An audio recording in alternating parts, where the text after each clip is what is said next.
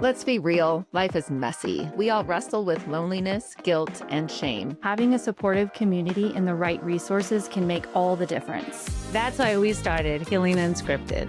We're just three friends on a mission to bring hope and healing. Whether you're struggling yourself or walking alongside someone who is, We're diving deep into the hard stuff. With insightful guests, real talk, and a whole lot of heart. Join us on Healing Unscripted.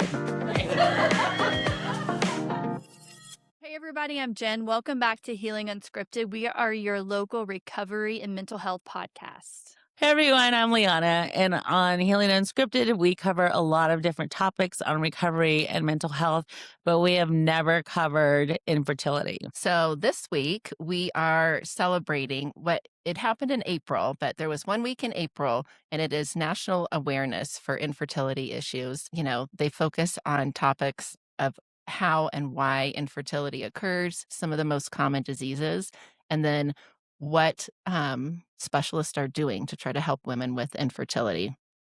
So today we have on a dear friend and neighbor of mine, and this is Kylie, and she has been nice enough to want to come on and share her journey of infertility with us.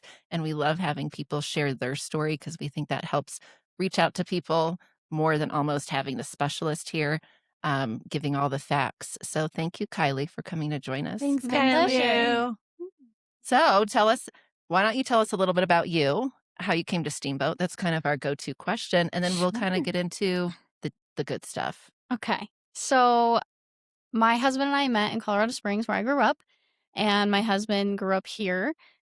So we met in 2017. Okay. So almost 10 years ago next year. Time flies. Mm-hmm. Our story is a little messy. We both met in a time in our lives where we were just not doing great. So when we met, we kind of dated a little bit for a few months. Things got a little rough. We broke up, and then he moved back up here to Steamboat. Mm-hmm. He became sober, and then I missed him so much. A few months later, then we did long distance, and eventually I was like, well, can't do this anymore. I'm coming up, and I'm living with you. Oh. Yeah. And you got sober as well then? I did, At that yes. point. Yeah, we were both drinking quite a bit back Yeah. then. And Can I ask around what age were you? I was That time? 22. Okay. Oh, kind of normal Yeah, 22-year-old kinda- stuff. yeah, Nothing normal. like completely abnormal. But I love yeah, that can't you have a guys healthy recognize relationship. that though so early on because Oh, you know I recognized that when I was like 43. yeah, yeah. Same. Yes, she's a wise soul. You are. She's a wise soul. Yeah. Well, yeah. Good for you. So, yeah, And then when did you get married? we got married in 2022, August 27th. Yes, that was our first summer in our house. So we got to watch their wedding because Oh, the that's wedding was out on the cool. hill, in back of her in-laws' house on their property. That's really And Did there you was guys have and like there was a double- binoculars? Were you like those creepy neighbors? no, I mean, we knew they were setting up. They told us all about it, but then it Mhm. did this light little sprinkle rain. And wasn't there a double rainbow? Well, Or is it just I a wouldn't call it single? a light sprinkle. It was definitely hailing on us during the Oh. ceremony. Oh my Oh. gosh. But yes, we had a double rainbow the night before on a rehearsal dinner. Mm. And then we had a double rainbow. As soon as we said, I do, the rain stopped and the sun came out and it was a double rainbow. And to That me, gives I me was just like, chills. oh, God just It was- blessed our marriage so much. Absolutely. It was so love gorgeous. That's why that. I couldn't forget it. I mean, because we're in the peak of the Yampa Valley Mhm. out there by the. And she was It's at her gorgeous. home in her window with binoculars, Right. flying and Yes, saying, that was- I want to know that family. Being a Chester. Yeah, totally. Well, it's fine. I do know this family really well now. Yes, you do. So, Sorry. we creep on each other. Yes. Lots of Chesters here. Everyone needs to have a laughing Chester. fit and a Chester moment, and that's what we need to have. So Everyone needs a Chester. Am I a Chester or a Jester? Chester. How old were you when you got married? That's a great question. 29, right? Well, I'm 28? 30. I just turned 30 in Oh, April. you just turned Oh. 30. Yeah. So 4 Happy years birthday. ago, that would have made it 26, right? If I do my math correct. So then when did you guys try to start having a family? Right away? So, sort of. Yeah, we weren't like necessarily trying, but we weren't preventing. And then I also have endometriosis, so I have really bad cycles, painful, irregular, just all over the place. I have pretty much ever since I got my period at 12.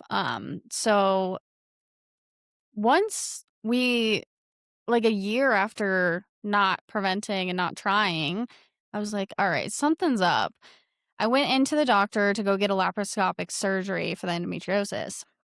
And they basically found that the endometrial tissue closed my tubes. Mm. And so finding that out was obviously very difficult. The way I was told was not super awesome. So it was just a bad experience overall. And then, you're coming out of anesthesia, you're already emotional, and you hear Yeah. something like Yeah. that, and it's just heartbreaking. It really is. The great thing about that, though, is that obviously I felt so broken and so alone and just like, what did I do wrong? Like, to deserve this. And, you know, you feel angry with God at some point, Mm-hmm. but I had a good friend tell me, like, you can be mad at God. You just can't stay mad at him, and that That's was like, good. that was Mhm. really Yeah. good. So I think that this experience actually pushed me closer to my faith because what do you do? I Yeah. mean, you're so alone and so broken that the only thing you can do is run to him, Mhm. Yep. Yep. So, yeah, it's still like, I've accepted it and there are other opportunities. Like, there's IVF, which at first, I was like, I don't know how I feel about that. I don't know if that's like sort of playing God. Like I was wrestling with that in my faith. Um, but I called my great grandma and knows the Bible front to back. I mean, she is just amazing, great, great mentor. And I called her about it and I was like, what do you think? And she goes, Kylie, God's not going to allow you to get pregnant regardless if he doesn't want you to, whether you use medicine or not.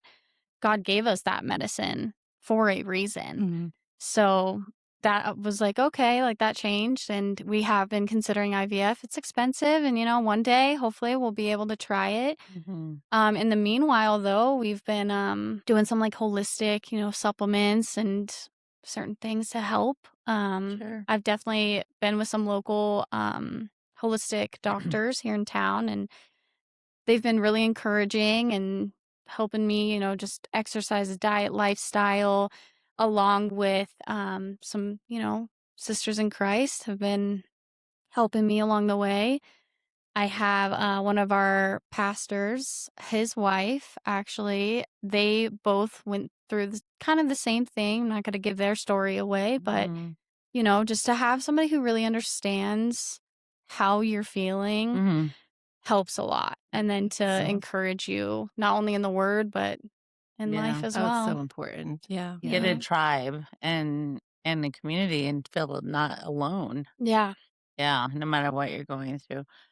Do we have like a statistic on like the percentage 1 in of 6 people one of globally Yeah. suffer from infertility. people? Yeah. And it's a That's a lot. range of Age. reasons Yeah. Yes. why people suffer from infertility. Right. So for you, it's endometriosis. Correct. And luckily, I think there is more education going into and research into endometriosis because they don't know why it happens. Right. They don't know how to cure it. Right. They're like, I'm so sorry, you're in pain. Like, Mm-hmm. try to eat a lot of anti-inflammatory foods and Mhm. exercise. But Right. that's about it. So, That's what I think. Can someone explain to me exactly what endometriosis is? That's what I was yeah, going to say. absolutely. If you know, and basically it's scar tissue caused by inflammation. It's kind of a Kind simpler of. version of it. Yeah, Okay. I mean, I'm That's not good. obviously. Or is it continuous just inflammation on and off? It's Kind and of what continuous. causes it? So they don't they don't know. know. They don't Okay. know what causes it. However, basically, when your period happens, your uterine lining sheds, right? And that creates a clean new slate Mhm. to eventually get pregnant. Well, with endometriosis, your uterine lining sheds to other parts of your body and then it can't exit your body. So it just stays there and it creates scarring, it creates pain. In really, really serious cases, you can actually get endometrial tissue on your lungs, on your heart, on your brain, and that can be super dangerous. So I it's didn't know that it Yeah. can travel. yeah. So not only is it That's crazy. painful, like I in know. general, It's so but like painful. you feel it everywhere. Mhm. So that's another, like it's rough. It is. Yep. I was diagnosed at 22 Mhm. and I had just gotten married at 21. Yeah. So I remember coming out of anesthesia and him coming up and just saying, we were able to get it from your uterus, but basically you need to have a child right away or you'll never be able to have children. Yeah. That was the delivery. Yep. And I was Ew. like, I just got married. Ew. Right. I'm only Mhm. 22 years old. We haven't even really had that discussion yet. I wasn't ready to go through that process. Right. So it was depressing. 'Cause Depressing, stressful. you don't know if you're Is making that the how they wrong told you, or decision. they just said let's. I came out of surgery. My doctor peeked in and was like, "Hey, like we got what we could, but it's in your tubes and they're closed, and the only option is to try IVF." Like that's basically just bloop. Wow. Yeah, not Yeah. really empathetic. Wow. And they So that just should be put like a me- sit-down meeting. That like should be in a their sit down. Like office. wait until you're after out of anesthesia, counselor. maybe. Yeah. Yeah. And have like a counselor there, a Yes. female counselor that can help talk you through. I That's just what got they put did on to the you? depot shot. That was their solution Mhm. since I wasn't ready to have a child. Mhm. They'll put you on continuous birth control to try to keep it at bay, keep it at bay and keep it from growing. And I didn't really? know anything about the depot shot. If I would have known more about it, I definitely wouldn't have chosen that. Absolutely. But that's the information I was given. And so I went with it. Okay. So you had endometriosis. Mhm. Okay. But you went on to have kids. Mhm. I did. Okay. And is that rare? When It depends on how bad it is. Yeah. Because it can be. It Okay. sounds like hers was in a specific area, Yeah. Just in and the then uterus. so yeah, it depends on the growth of it. And If it migrates. everybody's body is. Yeah, There's like mine wasn't stages. in my tube. Oh, there are stages. There's Mine wasn't in stages, just like a stages. cancer diagnosis. Like it's either Mhm. like endometriosis stage 1, stage 2, 3, So if and they would 4. have caught that maybe like when you were 18 or something like that, that would be different. I don't know if it would be different. Maybe it would make Yeah. me feel more urgency to get pregnant. Mhm.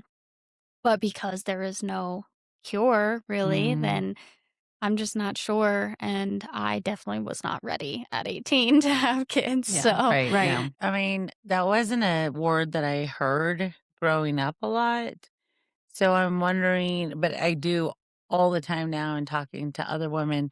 Is it something that's like progressed over the years? it has. As far as numbers, do we know? Well, I don't know like statistics You know, like number-wise, cancer. Cancer's like but a lot. progressed, I so. remember, and I'm 49 now, so this was when I was 22. I am so it was a too. long time ago. 49 Sure, too. sure. Yeah. So at that time when I was in Austin, I remember that GYN doctor saying he was the only specialist in Austin that was dealing with endometriosis. Oh wow. And that's a major city. That's Yeah. crazy. So that was in Yeah. 1999. That's why I'm wondering if 2000. it's like, Well, that would be an if it's interesting. an inflammatory disease, the inflammation rate, they're now True. finding like heart disease. They used to say it was from eating fats. It's from inflammation. So it's a high inflammatory diet, which is processed foods, which is Yep. what everybody eats. Since the Which is way 80s. more than Since what the it 80s. used to So be. it had to. The So number it's gonna has keep had. getting worse. Mhm. So they are finding out a lot more. They are. There's been a lot more research, which is great because I hope future generations don't have to deal with Mhm. this. But, there's also like a lot of research behind plastics, BPAs, I mean, Mhm. fibers in your clothes. Yep. There's so much that's something too that, you find out a diagnosis and then you spiral and you go down every single rabbit hole you can find. And it can be overwhelming because you're like, oh, I have to get rid of this and I have to do this and I have to try this. And it's a lot. Mhm. It's a lot. It becomes consuming. Yeah. It does. Yeah. And that's one thing that I have learned through my walk is it started becoming an idol for me. And that's when I was like, I at this point, like, I need to let go for a little bit. I need to let go, trust that God has a plan, whatever that may be. Yep. And that doesn't mean like don't take care of your body, Right. don't eat the right foods, don't exercise. It's just don't let it become consuming and Yeah. become an idol for you. I love That's that very you have your wise. faith. I Yeah. think that's huge and important for your journey, at least. Yeah. Yeah. What about your husband? How has he handled this journey? And has he been the support that you've needed? He's super supportive. Absolutely. He sees how hard it is. I mean, he sees the good days, he sees the bad. He is not on the same faith journey as me, so I think that can be difficult at times with that, but he's accepting, he's never demeaning about anything.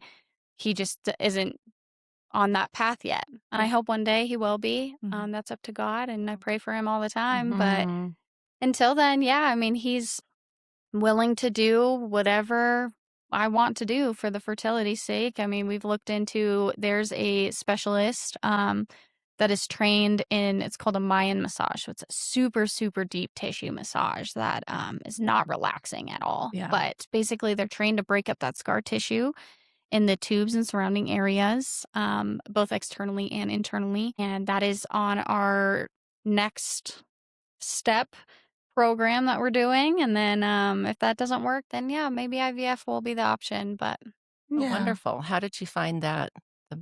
This Yeah, the Mayan Mayan. yeah, therapist? I saw a holistic doctor in town, Dr. Grace Charles. She is amazing. She is. She kind of told me about that. And there's a lot of different things around that as well that they're kind of exploring psychologically that might be related to endometriosis as well, or hormone imbalances in general, such as sexual abuse or trauma, things like that, which I have a past of. So it's interesting to hear That that. is Oh, that interesting. is Mhm. And that's interesting. something to explore maybe down the road as well. Mhm. So, Yeah. yeah. Wow. It's really cool that you're exploring all kinds of different avenues for this as well. Well, and that they're available now. Mhm. Because Yes. Yeah. none of that, I'm sure none of that was available in If- back in the 90s. Right. If it was, I Yeah. was never told anything. And then you have someone who's actually treating and working with, I mean, there's so much you can take for inflammation. Absolutely. Natural anti-inflammatories. Like You what? can learn about Turmeric is great. Mhm. Curcumin. beets are supposed to be up there as an Beets. anti-inflammatory. That's huge. Avocado. It's really eating healthy. Yeah. Mhm. That's all it is, and avoiding processed foods and Yes. sugar And sugar, is like the huge key. Can you Yeah. eat tamales still? Yeah, you should absolutely. I think that's more soul Why food. would I you think say you gotta ever say no to get your tamales? You soul sure? Because right. I have a whole bag of them in my car. But I just ate some last night for dinner. So. hey, see, Yes, moderation. Yeah. Of course, everything in moderation. love And your that. husband is wonderful. He is such a sweet, sweet, kind soul. So Yes. it is very lovely that you do have a partner who's very supportive of you. Yeah. It's kind of like the reason I asked the question about your husband is because it's kind of a silent disease Mhm. in that you don't see it on the outside. You look Mhm. great, Right. but on the inside, there's all this Mm. stuff that's happening emotionally and physically. Absolutely. So it's kind of tough for not only your husband, but really anyone in your life to be able to understand or relate to how you're feeling and what you're going through. Yeah, absolutely. And I come from a family who is very fertile. Mm. Everyone in my family, almost everyone, has had babies before 18. We have like my great grandma's like 86. So we got lots Wow. of that, lots of babies, lots of cousins. So I think coming from a family that like you're just expected to Yeah. like have a baby and Yeah, not and nobody ever thinks that you're not True. you're not going to. The plan is, oh, when I get older, I'm going to get married, and then we're going to have kids, and the biggest decision is how many kids do you want? Yeah. You know, like we just Mhm. don't think that stuff is going to happen. right. Can I ask? Like, do you feel or have you felt like a sense of shame or brokenness? Like, I'm broken? Absolutely. Yes. I mean, of course, I look back to the stories of Sarah and Hannah and Rebecca, and Mhm. it's great that they're in the Bible and that Yeah. there is something to really hold on to and a Yeah. promise that God has made to them to give hope. But yeah, however, I mean, although I think my faith is strong right now, I grew up in a Christian home, but I wasn't always walking the way of the Lord. So I made a lot of mistakes. I experimented with drugs. I was not a good teenager. And things like that. I look back and I'm like, well, if I didn't do that, maybe, or if I didn't do this, maybe. But after No. doing that so No. much, you just Yeah. you can't No, you you can't can't. let yourself do that because eventually, like, it may No, that's not be any of that. self-torture. Yeah. Exactly. Yeah. Or even going down the road of like, well, this is my punishment for Yes. Oh, me yeah. doing XYZ. Yeah. Exactly. Even though we know God is not a God of punishment, Mm. sometimes it's hard not to go there as well. Yes, Mhm. Or absolutely. I did, yeah. Is there a support group here in town at all for infertility? I'm not exactly sure. I know that there's counseling that, the church will absolutely provide. And I mean, you go through something and then you find 10 other people who go through it as well, Mhm. Mhm. And so I've actually considered creating a group. You Oh, you should. should. You So, should. Yeah. yeah. I just If you got thought the that. feeling, then you probably should be doing it. Yes, Mhm. probably. I believe God talks to us through dreams as well. And there was one day that recently, actually, that, my family's like asking me, like, so when are you thinking about doing that? Or how's that going? And sometimes you're just so tired and you're just like, it's fine. Like, you just put on a smile and just, I'm good. I'm fine. Like, it's exhausting to Mhm. be so vulnerable all the time and tell everybody how broken you are. And like you said, like, not everybody understands. But recently I actually had a dream that there's this bulb, I guess, with a fetus inside that like was coming down. And I was like, wow, like that's really strong. And so although, you can't control everything, but I have a feeling that, God's gonna make it happen one Well, way or another. I have a Some feeling little of that gift is too. coming. Some little Just gift so is you know, coming. I have that feeling. Yeah. I love that. And it's all in God's timing too. Mhm. Now for those listening, like I was not always this positive. There are days that I'm still not this positive. I get mad. I just cry on the bathroom floor. Every single negative pregnancy test is still a heartbreak time and time again. Sometimes it's like, do I even want to take one? Like um, it's a roller coaster. Mhm. It is not something to take lightly, I think. Everybody's journey is different and it all looks differently, but yeah. Well, and I love that you're just talking about it because that's important to verbalize the good and the bad of a situation is something that we all just need to hear. And to hear how other people get through it. Maybe it's not going to be the same way that someone else gets through it, but at least they get ideas. Well, this didn't work for me, but I heard that one girl and she tried this. Maybe I'll try that. I mean, it's just it's a good conversation to have. Yeah. Absolutely. Yeah. And have you always been vocal about this journey? Not at first. I think keeping it like like you said, like you feel like shame, right? Like God calls us to be fruitful and multiply, and then you're like, so what about me though? Oh, yeah. And I think sometimes you do feel so alone during it, even like with how supportive my husband is, I still feel alone in this journey.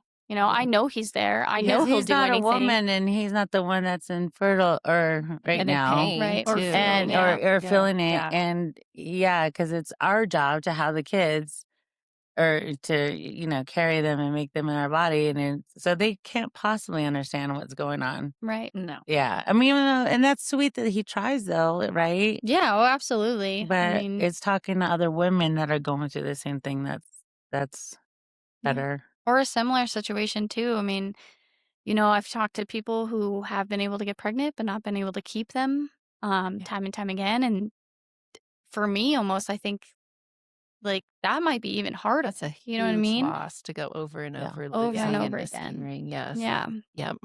So I almost feel blessed in the way of like, You do could have, be worse.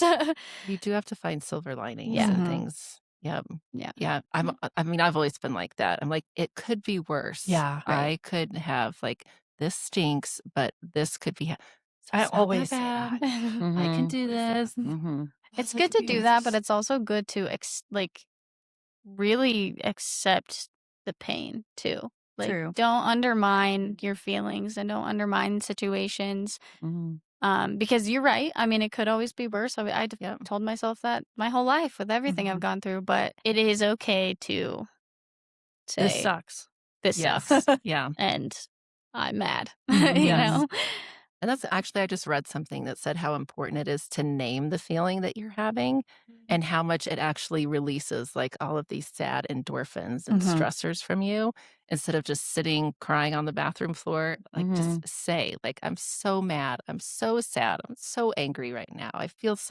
I'm lonely. I'm actually saying the words out loud it's almost like to help you process it. Yeah. It's so amazing how our brains and our bodies work Mhm. together. Which sounds so Yeah. simple, right? But for But so some many people, people it's don't. really We hard sit to do. quietly. We Mhm. just Sit take it. quietly and, Mhm. yeah, try to hold it all together, Mhm. Yeah. and you're right, we shouldn't. We should cry on the bathroom floor Mm-hmm. and say that we're mad. Mhm. Right. What Yes. statistics do you have?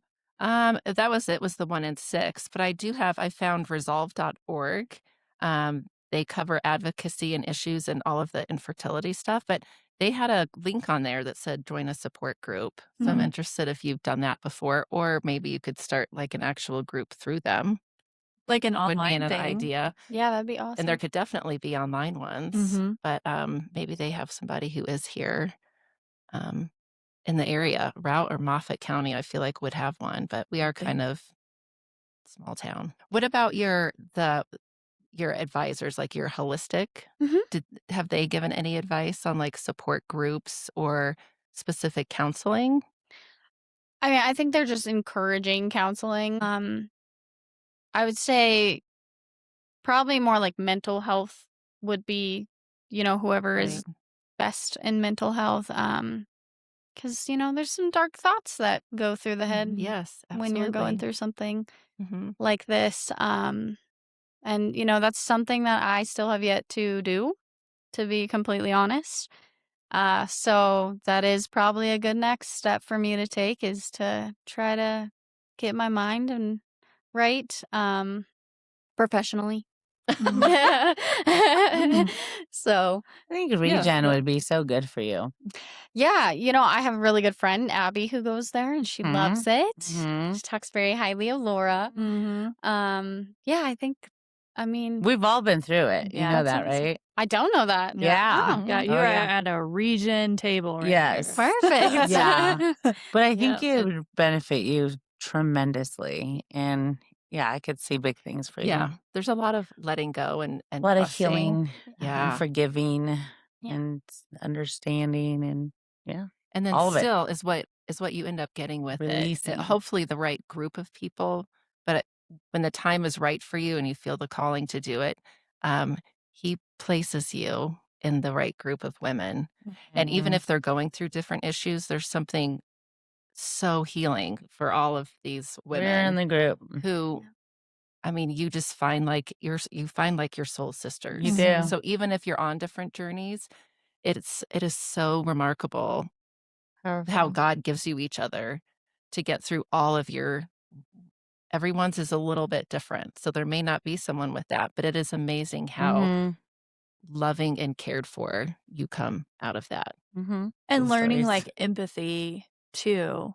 Mhm. Like, I didn't really know how to cry, and now We're babies. Anytime these two girls start, a tear Crybabies. seeps from their eyes, I'm instantly like, She cried. That's Tears. interesting that you said that. I am the weeper. I don't know how to. Well, I know how to cry by myself. Mhm. I'm not like an Mhm. emotional like. Oh, you got to come cry I with had to us. learn. I had to Yeah. learn You that. do. I guess I'm not really that good of a public crier. Yeah. I Talk had- to your I had to brother-in-law learn. about it. Yeah. He cries all the time now. Oh, I'm sure he does. Sorry. I Pete. love Sorry, that, Peanut. but I feel like that goes back to like Mm. your past and past traumas, and Yeah. how you grew up and all those things. We were all that which way is too. We really- were all very strong. Mhm. I was taught not to feel. Mhm. I see big things for you, kid. Thank Mhm. you. You're like, I'm allowed to say that because I'm 49. 49. Looking great. 49. You know what? We 49. had this same problem last year when you turned 50. You said the same thing. I'm 49? Yeah. Because I am. And we had to correct Wait, you. wait. And we were I like, didn't. no. I didn't turn 50 last year. How could I turn 50 when I'm 49? I don't know. There's something fishy going on. Yes.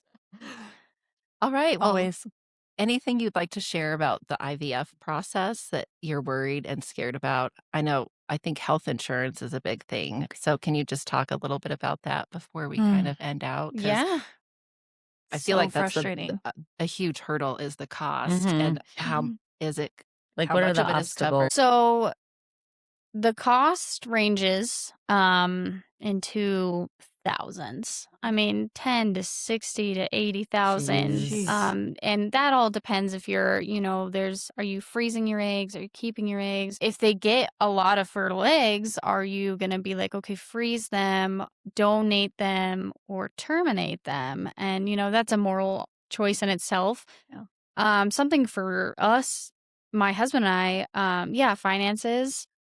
Not only that, but we don't have a fertility doctor in Mhm. this surrounding area at all. The closest one is Denver.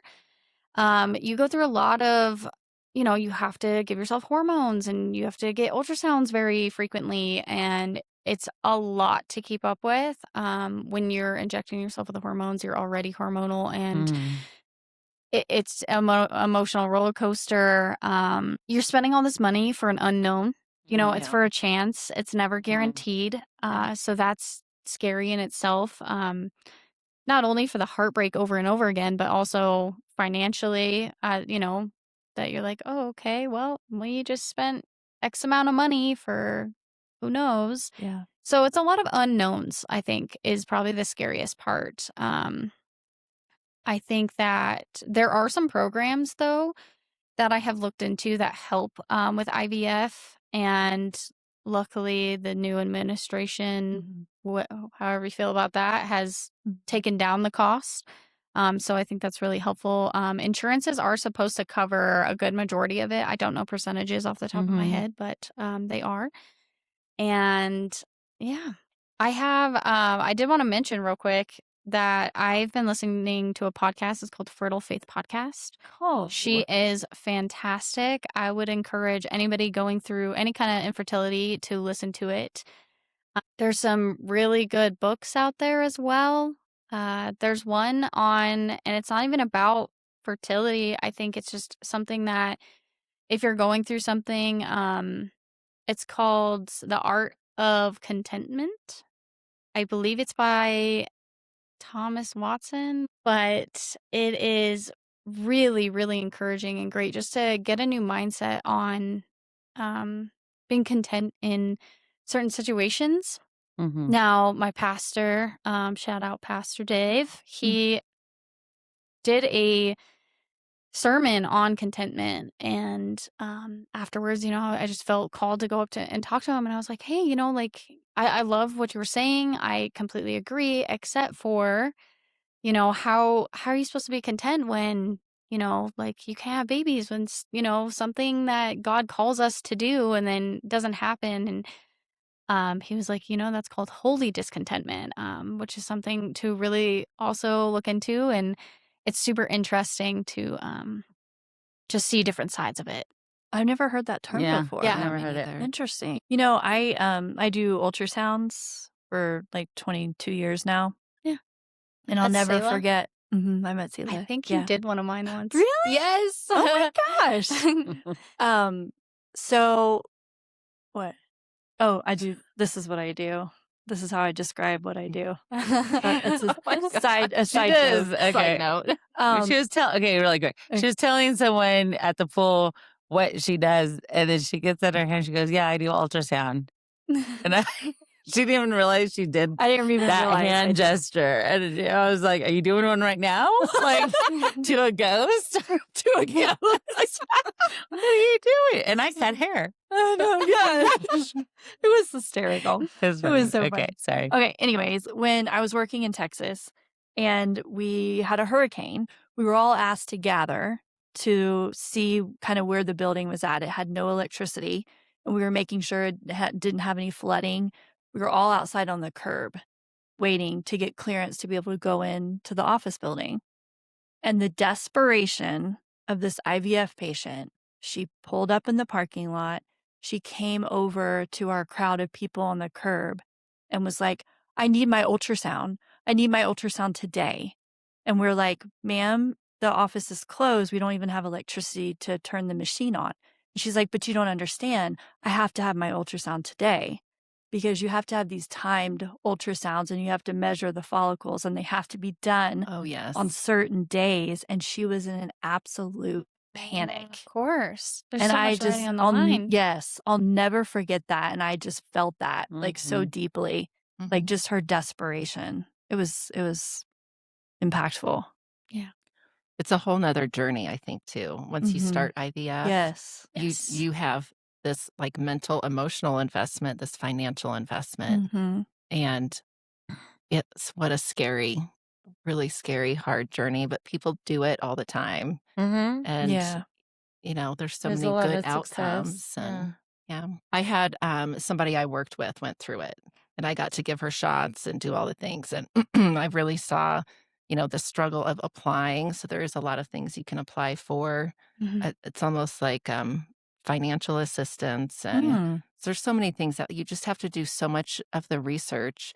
I mean, and I believe this being in the medical field, you have to be your own advocate. There's not Absolutely. there's not a magic Mhm. easy button. No.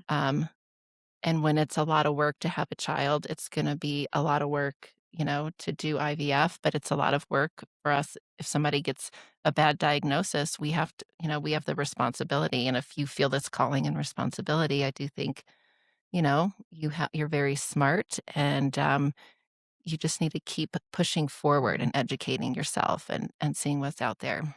Is there anything that you want to leave the listeners? Like, what do you want people to take away from this? I would just say that you are not broken. Mm. Remind yourself of that. Get yourself some good friends that also may be going through it. A support group, absolutely. I mean, I said I was not in a support group, but I do have friends around me and family around me that have gone through similar things that I can reach out to. You are not alone, because it is a lonely journey, but you are not alone. So, Love that. That's right. yeah. I love that. Yep. If Yeah. 1 in 6 people are going through it, if you're sitting in a room with 7 or 8 women, you're definitely not alone then. Yeah. Yeah. Yeah. And we're, most people just- don't know. and Yeah. we're also gonna be talking to an expert next, right? Mhm. We're talking to one of Steamboat's infertility specialists, and we're going to learn about her journey of what got her into it. And she's going to share some of her knowledge, I guess, with Yeah. us of what she's learned, what she teaches, and how she helps her patients that come to her. So you'll have Awesome. to tune into Yeah, that you'll have to podcast. listen to Yes, that. absolutely. Mhm. See what she offers. Have you met Nisa? I have not. I'd love to meet her. Okay. Well, she'll be here later. Yeah. Still around. Thanks so Wonderful. much for Thank sharing your you. journey. Awesome. Absolutely.